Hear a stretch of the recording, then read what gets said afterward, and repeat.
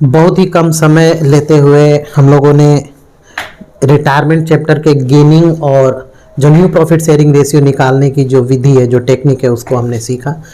और जितने भी क्वेश्चन डीके गोयल में कम से दिए गए हैं, उन सभी क्वेश्चनों को मैंने अपने पुराने सभी वीडियो जो भी हैं उसमें मैंने सॉल्व कर दिया। सारे क्वेश्चन को मैंने 1 बाय 1 उसमें सॉल्व किया। अब जो टॉपिक जो स्टार्ट होगा उस टॉपिक का नाम है एडजस्टमेंट ऑफ गुडविल और अकाउंटिंग ट्रीटमेंट ऑफ गुडविल आप कह सकते हैं। अकाउंटिंग ट्रीटमेंट ऑफ गुडविल, जैसा कि इसमें लिखा गया है ट्रीटमेंट ऑफ गुडविल, तो इसको अकाउंटिंग ट्रीटमेंट स्टार्ट करने से पहले, इसकी जो भी ट्रांजैक्शन उसको स्टार्ट करने से पहले आपको यह समझ में आ जाना चाहिए कि गुडविल होता क्या है। तो स्टूडेंट्स, गुडविल जो होता है वो होता है मार्केट में रेपुटेशन, मार्केट में प्रेस्टीज, मार्केट में एक अच्छी इमेज। और यह इमेज किसी भी दुकानदार के लिए बहुत ही ज़रूरी होती है, क्योंकि उस इमेज के बदौलत, उस इमेज की वजह से ही वह दुकानदार या फिर वह बिजनेसमैन केवल प्रॉफिट ही नहीं कमाता है, बल्कि एबनॉर्मल प्रॉफिट वो अर्न करता है। एक छोटी सी स्टोरी क्या है, मैंने भी देखा था कहीं पे, यूट्यूब पे ही मैंने भी देखा था। एक दो जो हैं ये जो होता है ना कचौड़ी बेचने वाले, दोनों की शॉप अगल बगल ही थी। तो मैंने देखा कि उसमें एक शॉपकीपर के पास बहुत ज़्यादा क्राउड आ रही थी, यानी कि बहुत ज़्यादा भीड़ आ रही थी उसके शॉप पे, बहुत लोग खरीदने के लिए आ रहे थे। और एक बगल में ही जो अपना स्टॉल लगाया हुआ है उसके पास इक्का दुक्का कस्टमर ही खड़े थे। दोनों एक ही चीज़ बेच रहे हैं, ध्यान से समझिएगा इस बात को, दोनों एक ही चीज़ बेच रहे हैं, लेकिन इसके पास कस्टमर कम है और इसके पास कस्टमर ज़्यादा है।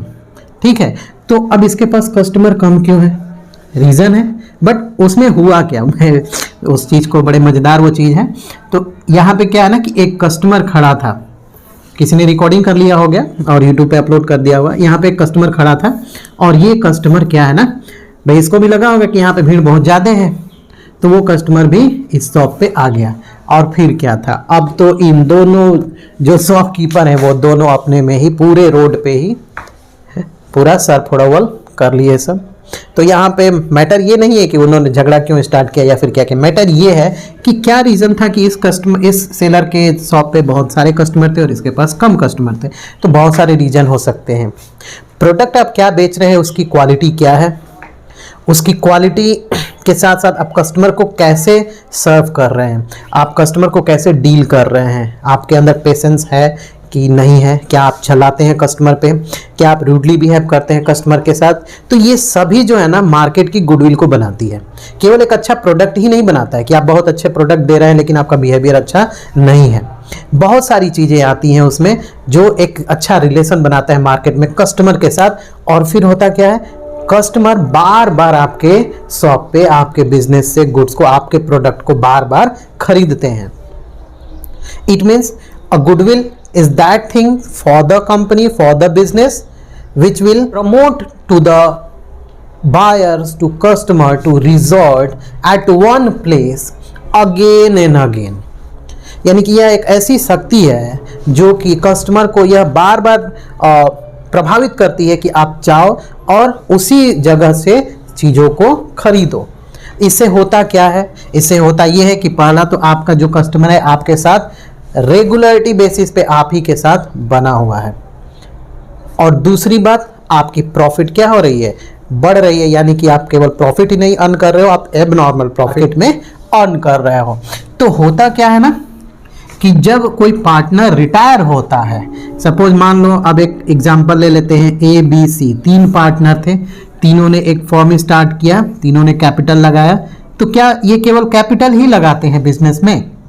नहीं, ये अपनी मेहनत भी लगाते हैं, अपना एफर्ट भी लगाते हैं, अपनी स्किल्स, अपनी नॉलेज, जो भी अपना उन लोगों ने सीखा है, जो भी एक्सपीरियंस है, सब बिजनेस में लगाते हैं। और उसके बाद इनका बिजनेस क्या करता है, प्रॉफिट अर्न करता है। तो जब भी कोई पार्टनर रिटायरमेंट लेता है, तो मान लो C रिटायरमेंट ले रहा है, तो C जो है, C अपना कैपिटल तो लेके जाएगा ही, लेकिन इसके साथ साथ वह A और B से कहेगा कि भाई इस पर्टिकुलर फॉर्म को बनाने में मैंने भी मेहनत किया है, मेरा भी एफर्ट लगा है, और इस एफर्ट को हम अब फ्यूचर में इंजॉय नहीं कर पाएंगे। इस एफर्ट से जो प्रॉफिट अर्न होगा उस प्रॉफिट में अब मेरा कोई हिस्सा नहीं रहेगा इन फ्यूचर, तो मुझे कंपेंसेशन चाहिए क्योंकि उसमें मैंने भी मेहनत किया है। तो जाहिर सी बात है ए और बी केवल इन दोनों ने तो काम नहीं किया था ना फॉर्म में, सी ने भी कुछ एफर्ट किया होगा। ठीक है, तो सी को क्या किया जाएगा, सी को कंपेंसेट किया जाएगा क्योंकि सी जो है रिटायरमेंट ले रहा है। कौन कंपेंसेट करेगा, ए और बी करेंगे अपने कैपिटल से। यहां पे गुडविल का जो ट्रीटमेंट होता है वो गुडविल का ट्रीटमेंट जो होता है, गुडविल का ट्रीटमेंट जो होता है अकाउंटिंग स्टैंडर्ड 26 में है और इंडियन अकाउंटिंग स्टैंडर्ड 38 में इसके बारे में दिया गया है। क्या दिया गया है कि केवल परचेज गुडविल को ही रिकॉर्ड किया जाना है, यानी कि आप गुडविल अकाउंट तभी ओपन करेंगे जब उसके लिए कोई कंसीडरेशन कैश में या फिर कैश इन वर्थ में कुछ पेड किया गया, या फिर चेक के द्वारा या फिर कुछ भी बिल के द्वारा कुछ भी पेड किया गया हो, लेकिन कंसीडरेशन होना चाहिए। बट इस केस में तो कोई कंसीडरेशन है ही नहीं, ना कोई पार्टनर आ रहा है कि वह गुडविल लेकर के आएगा कैश में, ऐसा भी कुछ नहीं है, एडमिशन का केस तो है नहीं।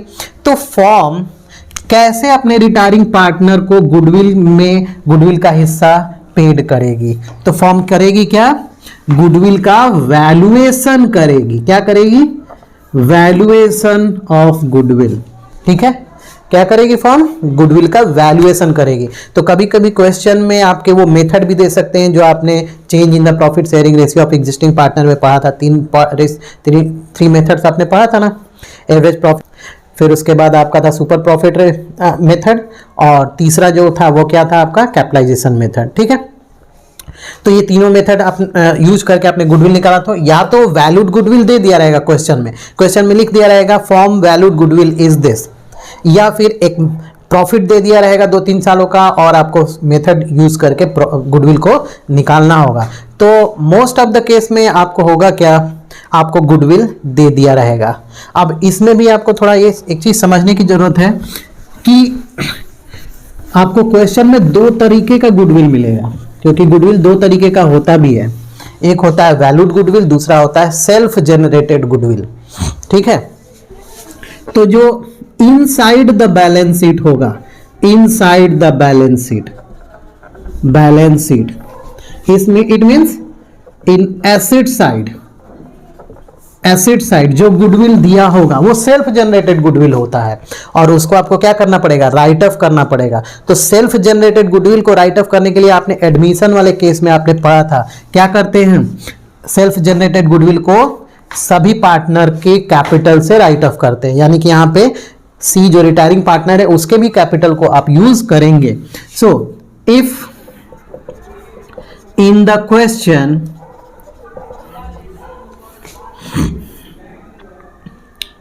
existing goodwill will be given, तो इस केस में आप क्या करेंगे, suppose A B C 3 partner है, तीनों की प्रॉफिट शेयरिंग रेशियो आपकी 1:1:1 है, इक्वल है। एक एग्जांपल लेते हैं, ए बी सी 3 पार्टनर है, रेशियो 1:1:1 है, और गुडविल की जो वैल्यू दी गई है वो दी गई है 60,000।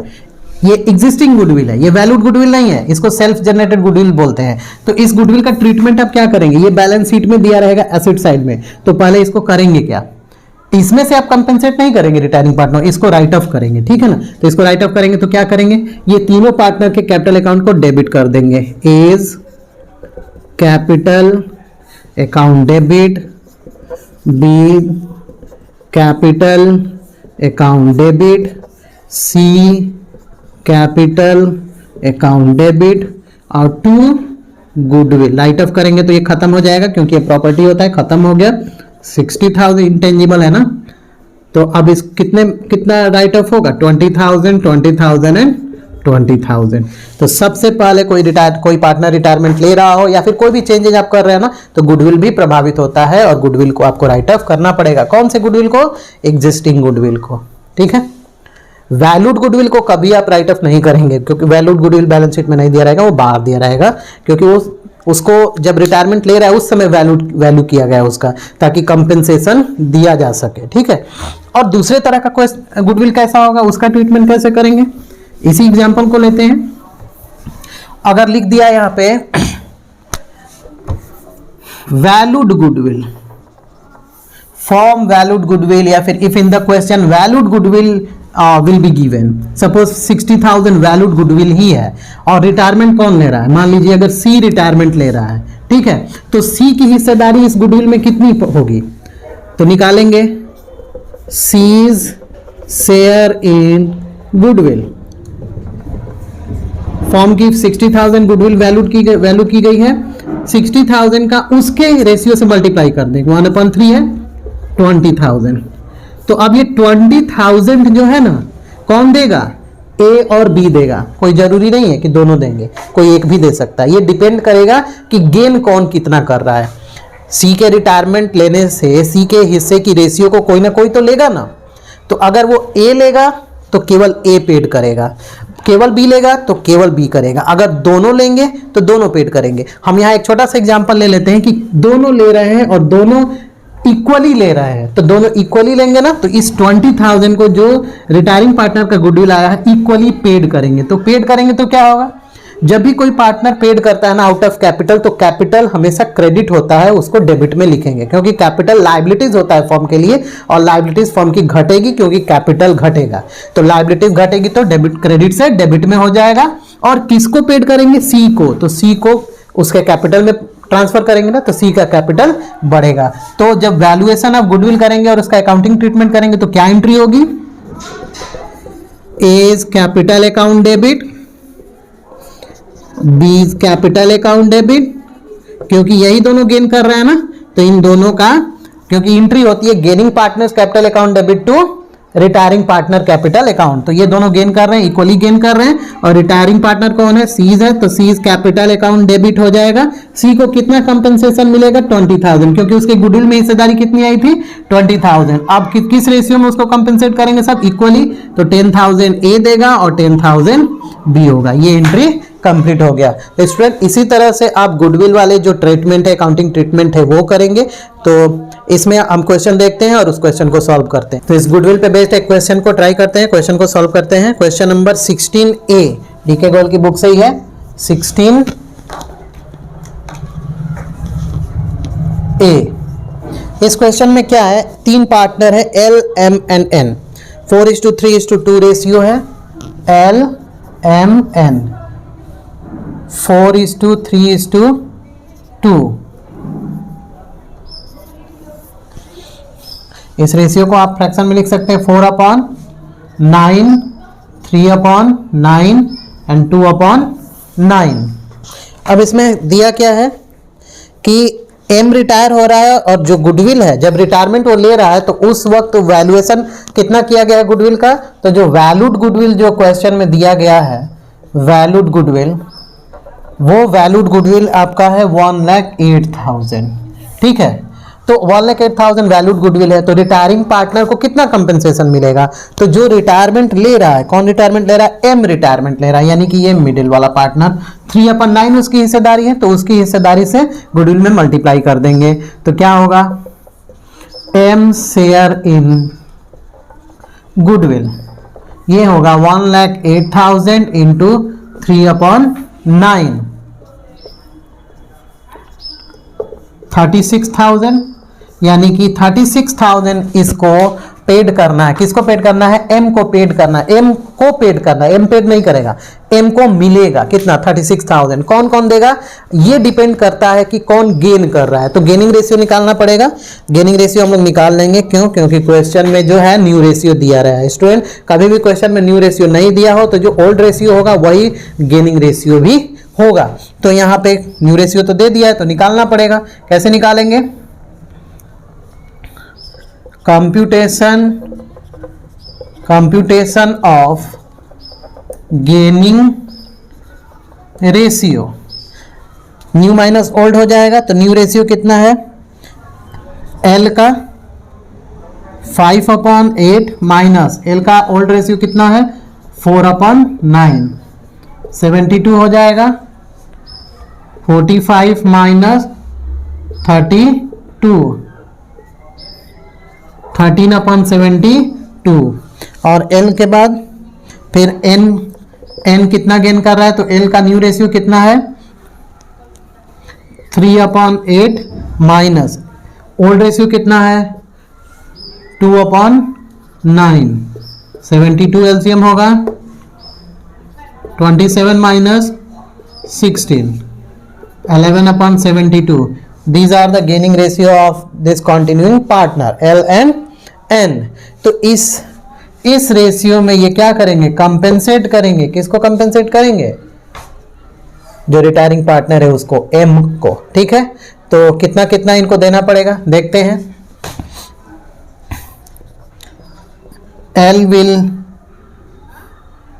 pay, L कितना देगा, कितना आ रहा है, यहाँ पे गेनिंग रेशियो आ रहा है 13:11, ओके 13:11। तो L will pay, L कितना पे करेगा 36,000 इंटू 13/24, एंड L के बाद N will pay 36,000 इंटू 11/24, 500। और जो M जो है वो कितना पे करेगा, वो पे करेगा आपका 16,500। तो ये दोनों जो है L और N जो पार्टनर है वो पे करेंगे, किसको पे करेंगे, रिटायरिंग पार्टनर को। रिटायरिंग पार्टनर कौन है, M है। तो एंट्री क्या होगा, यहाँ पे एंट्री होगा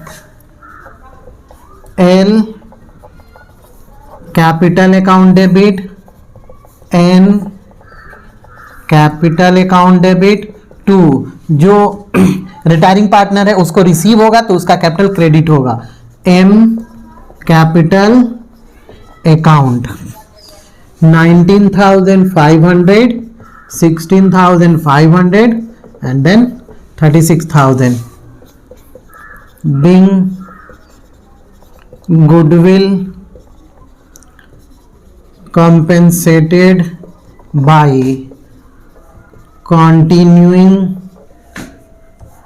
partner in their gaining ratio. This question is done. तो इसी क्वेश्चन पे बेस्ड और भी क्वेश्चन हम लेकर के आएंगे अपने नए वीडियो के साथ। तब तक के लिए गुड बाय।